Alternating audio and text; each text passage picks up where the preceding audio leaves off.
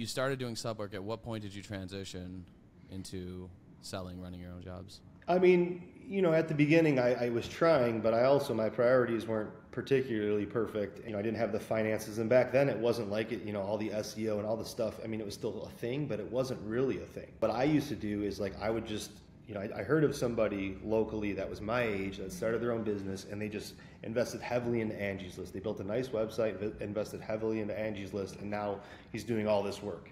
So I was like, okay, well, that's what I'm going to do. So I would work with the crew, right? I'd shingle and nail till like 6 p.m. and then I'd go to McDonald's and I would literally like shower in their sink, right? Get all the, get as clean as I could. And then I would go do sales appointments from like 6 o'clock to 9 p.m.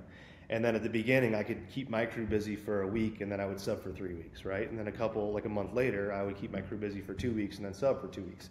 Until it snowballed into like me keeping myself busy. So that's kind of how it like transitioned into, and once you get a taste of it, and like, hard to just like sub anymore when, you get the whole thing. Yeah, you get the bigger piece of the pie. I think that's a very sensible way to transition, because like the scariest thing, like for when I started my business, was like the fear of what could happen if this thing fails. Right. And if you can, have a situation where okay, basic needs are met, crews the rest of my guys are taken care of in a sub role.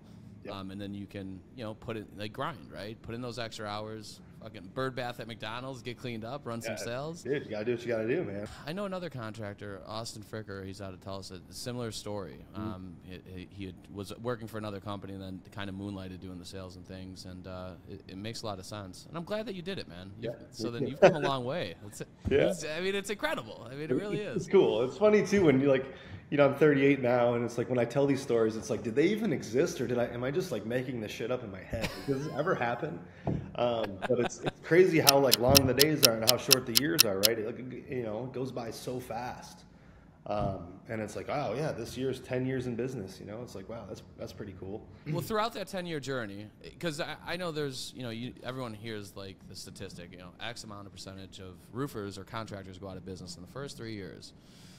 What do you feel were your biggest threats in the first couple years of operating that you had to work through? I mean, for me, I was always like, and I still am, I'm always like, my people are first. Like, as long as they're fed, like, we're going to get through this, right? So I'm not sure that, there was jobs that I've done where I've walked up and I'm like, how the hell are we going to accomplish this, right? Like, how are we going to get out of this unscathed? And, you just put your head down and you do it. But back then, I mean, 2013, 2014, 15, 16, I mean, these were all good years, so it was after the recession, it was after all of that. There was doubts in your head like, oh, I'm 26 years old and I'm selling against, 10-year-old, 20-year-old companies. Why would anybody choose me? Like, there was doubts like that, right? But it's like, how cool is it now in my position to where it's like when I meet a young hustler that is like, reminds me themselves of me,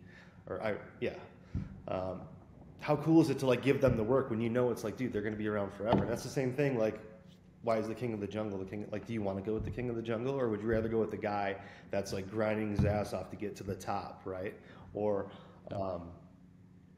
but yeah, I mean, I don't really remember any crazy,